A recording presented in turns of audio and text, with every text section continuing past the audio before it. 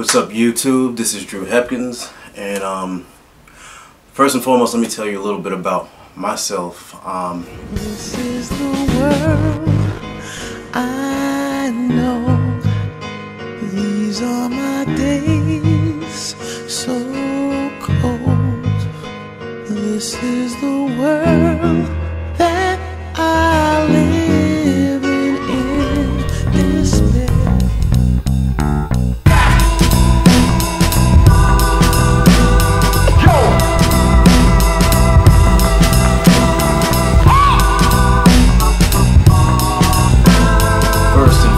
I'm a songwriter and composer. I've been writing songs for a few labels like Blanco y Negro, Vendetta, Catch-22. I've been writing songs for companies, for commercials, like through companies like Spartan Brands, and I've written a lot of songs on the underground music scenes, and I've also had the opportunity to work with the Grammy-nominated DJ Disciple.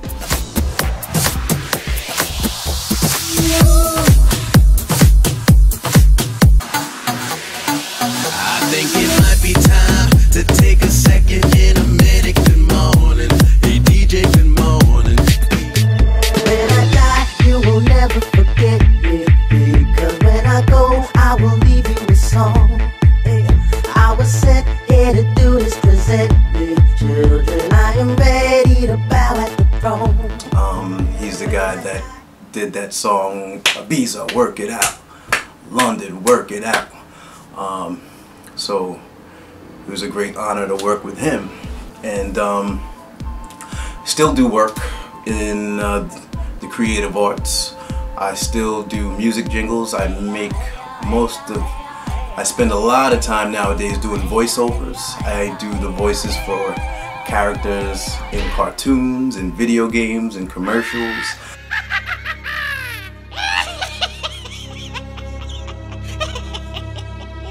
Come with me, child, into the woods, where no one knows what lies within.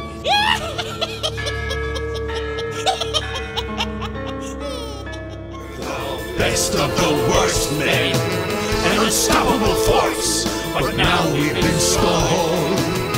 This little witch has us under her cursed hand, so it's time we kill this sorceress once and for all.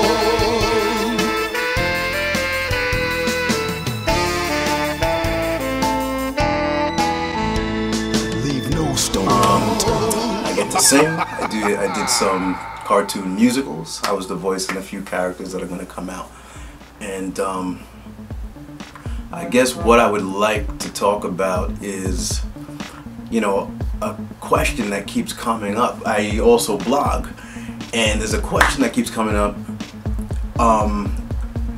regarding advice to give artists and creative people, and there's lots of bad advice going on. Lots of bad advice, and I think people don't understand creative people, and a lot of people want to make it, and if you don't make it, what else do you do? Because a lot of people are ignorant about people who are creative. Like, they only think in terms of making it big, like, you know, being the next Taylor Swift or Beyonce or Kanye, and if you don't do that, then it's a wrap. You know, that's not true. There's lots of things that you can do, and there's lots of consequences if you know, psychologically, if you abandon your creative spirit, your creative nature. You might have some depression on the way, because people don't understand. Doesn't matter how old you are. A lot of people like to date you and push the worldly bullshit on you, like, oh, you're this age, so you got to stop doing music, or you're this age, and they just have bad advice. And people don't understand that when you have that fire, that thing, or that anointing to do something creative, it's not going to go away, and the world doesn't give you the right advice, and you know, it could lead into a really bad situation and a really bad depression. So you know, it's good to avoid the wrong advice, and that's kind of why I want to say what I want to say now. What is making it? It depends.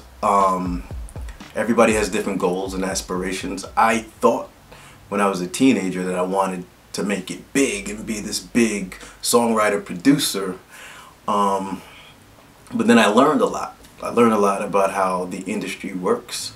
I learned a lot about how corporate interests change what you thought things were. And how things really work. I learned a lot about how things really work, and you know what really goes on. And it's really, you know, you really have to decide if that's really what you want, if you really want to go that far, because it means a lot of things that you probably weren't thinking of, and you probably didn't know. And there's other ways of making a living. Like, you don't have to be Kanye West to be a musician who does well for himself, traveling the world, doing a lot of work. Me personally, I've stayed in the creative arts because I went through a severe depression trying to fit in environments that were not creative. Because when I didn't, you know, make millions of dollars, you know, having my name in lights all over the world, you know, just hearing the wrong advice from all these people who just don't get it. Oh, you need to have a backup plan if the music, blah, blah, blah, blah. So I purposely put myself in environments to make a lot of money and make a stable living for myself. And what happened was I fell into a very severe depression. It was torture. Like, it got to the point where, like, I put music and creative ventures on the back burner, and I kind of immersed myself in some kind of full-time work, and I was slowly killing myself. I was killing my creative spirit. And what that means is not what the world told me. The world kind of, you know, I got to the point where I had to consider seeking professional help. Couldn't get out of bed some days. At work, it was torture. I had ideas in my head, songs popping off in my head. I had to take cigarette breaks just to sing into the phone, or to sneak away in the bathroom and write down ideas for stories. I'm a writer as well. Stories and music ideas, and going to work was so painful, the experience. And then I was going through severe clinical depression of not knowing what my destiny was, not knowing what my path was, and I paid for that. I was lost, especially when I was trying to fit in. Like, I didn't know who I was. And, you know, I was running from being the artist that I was, because I'm thinking, oh, you know, I'm fooled by this matrix. And I'm thinking, okay, if I reach this age, I gotta drop this and I gotta do that, and I'm trying to run, you know, with the other ants. And I just wasn't fitting in. So what happened was, I was drinking, I was womanizing, running around with all these girls because I was hiding. And I was depressed. And, you know, if you go to seek help, sometimes they're not going to give you the right advice because they don't understand you, and the world isn't enlightened enough to really know what's truly going on with you.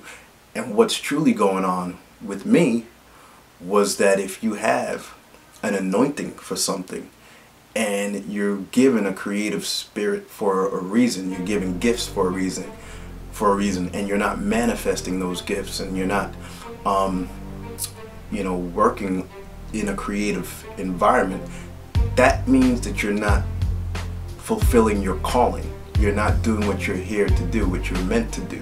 And that is why you're becoming depressed. And that is not the advice that I was given. You know, and it got so bad that I became reclusive. I didn't want to get out of bed, and, you know, I'm doing the right things. I was trying to kickstart myself to just work in non-creative fields to support my creative endeavors. And it became, you know, when you're younger, it's different, because when you're younger, it's not like a career that you're sentenced to for life. It's just a job. When you get older, you feel like you're in the hamster wheel. And I'm telling you, when you're in environments as a creative person and you cannot be creative, it's killing your soul. And it's something that you don't need pills, you don't need, you know, to kickstart yourself. You need to reevaluate what it is you're doing, what do you want to do with your life, and balance, you know, making a living with being creative. I don't know what just happened. Anyway, which is why I fell into what I do now. I still write songs, still working with labels, still working with, you know, companies to do music for commercials. I also do voiceovers. I've been actually thriving at voiceovers and voice characters and singing for cartoons and video games and that work, and doing jingles, and you know, that work has been good to me. And I probably wouldn't have gotten around to doing that if I didn't go out on a limb and try to feed what my creative nature needed, instead of, you know, working in finance or getting a job at a bank, or you know, it's not what was for me. You know, you have to serve that thing inside you because you came here for a reason.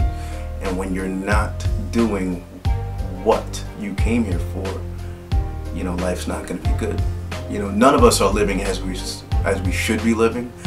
We're in a matrix. None of that is our fault. But to the best of your ability, you have to stay in line with why you came here. So, making it. You have to first decide what kind of artist do you want to be? Who are you? If you want, and why are you doing this? And you need to know this because you're going to have to rely on that reason eventually, because you're going to be tested and tried and pulled around in different directions. Sometimes you might be rolling in money. I've been there. Sometimes you might be broke looking for a quarter, and I've been there too. And there's going to be times where you're good, you're chilling, and there's going to be times where you're going to have to really ask yourself, why am I doing this? So you're going to have to really know who you are and why you're doing this. If you're doing it for fame and fortune, you know, no judgment. It is what it is. You know, that's what you want. You have a different course to take. Maybe you have less standards for yourself, you know, so things are not so much of a compromise because you want fame and fortune. There's a road for that. Maybe you're a true artist and you care about music. That's a different course that you're going to have to go on, and you know, it's going to be hard, but my phone is ringing. I'm going to hope that goes away. First and foremost, what I think that most creative people should do, because I've come around to that, and not to be hypocritical, I'm actually doing that now myself. The best advice that I could give to other creative people, songwriters, producers, artists, writers, is to not concentrate so much on the money and the success. It's important. Don't rule it out. Don't not think about it, because you have to make a living. But first and foremost, and this changed my life, learn to work on your art, and what's the most important thing is to be proud of what you've made. Invest the time and the money to make everything you create the best that it can possibly be. And for a lot of you, simply doing that will mean success. Because if you're doing what you're meant to do and you're doing it at the best degree possible, and you're investing the money, the time to make it the best thing possible, somebody might see that and you might be rewarded for that. You might be signed. You might be like, you know, somebody will see that and, you know, give you what you're due because of that thing you've made. So I would say, other than chasing deals and, you know, delusions of grandeur and running around and, you know, just dreaming, I think the art that you make, the things that you make, should be what you want them to be. And I can tell you from experience, I have not done that for a long time, because I was running around in different directions, listening to the wrong advice that the world was trying to tell me. when I needed to just stop and realize that I am an artist. It's a blessing and a curse. I'm an artist, and what's most important to me at the end of the day is the things that I make, is the things that I create. And I need to spend more time not making deals and on the phone trying to be, you know, P. Diddy, and working on the things that I make. And I remember one day I was around other successful musicians and we were all talking. And I realized that, you know what, I had an excuse for everything. You know, they all knew, you know, because some of them knew me, like, yo, he's so talented, he's so this, telling the other, trying to convince the other people, like, yo, this dude, he does this, he does that. And I started to realize that, you know, and I'm very bashful when people are complimenting me. I don't like to promote myself. That's another problem. But while they were doing that, you know, simple questions I couldn't answer, like, oh, so where's your stuff? I hadn't really had a concentrated place, one centralized place, I should say, that had all my work, and it was produced, mixed, mastered, all polished and ready to go. Everybody knew me from playing around, or knew me from when I was a teenager, or knew me from doing stuff for people and working on different things. And, you know, my name was buzzing in certain circles for knowing what I can do. But the end finished products of what I can do was nowhere. Yeah, there was stuff around, but people knew it wasn't my best work, or it was good work that wasn't mastered, or, you know, sung the best because I did it, you know, drunk at 3 in the morning and then just threw it out there, and they know I don't care. Like, all that had to stop, and I had to come back and start working on my craft and my identity, so that when people hear things associated with my name, they know that this is what I do.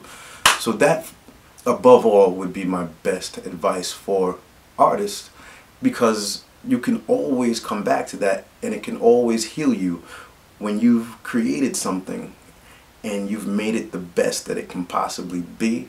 That is your first obligation. Know what you want to say. Know why you want to do it. If you're a passionate person and you're conveying a message, convey that message. The worst thing is a scared artist. Don't be afraid to say what's on your heart and your mind. I've been in situations where most of my life kind of kept it cool, didn't ruffle feathers until I reached the point where I don't care anymore. That's not my destiny, to be quiet. Sometimes I'm meant to say things that everybody's going to applaud and be glad that I stepped up and said it. And sometimes I'm going to be that dude where everybody's like, yo, this idiot, we hate him for having his opinion. I don't care what anybody thinks of me anymore. I really don't care what anybody thinks of me. I'm going to have opinions that you're going to agree with. I'm going to have opinions that you're going to not agree with. And that's on you. But I search my soul. I research. I want to know everything I talk about. I want to be passionate about everything I talk about, and not just an idiot that believes something that everybody believes, or, you know what, I want to know everything I know. So when I write a blog, when I write a song, when I write, it's what I feel, and I've searched my soul, and I've made it the best thing possible. Whether you agree with it, or you like it, or whatever, I don't care. I've done it, and I've made it the best thing that it can possibly be. When you start doing that, you'll start to feel better, rich or poor, about who you are. A lot more that can be said, but for now, that's what I got.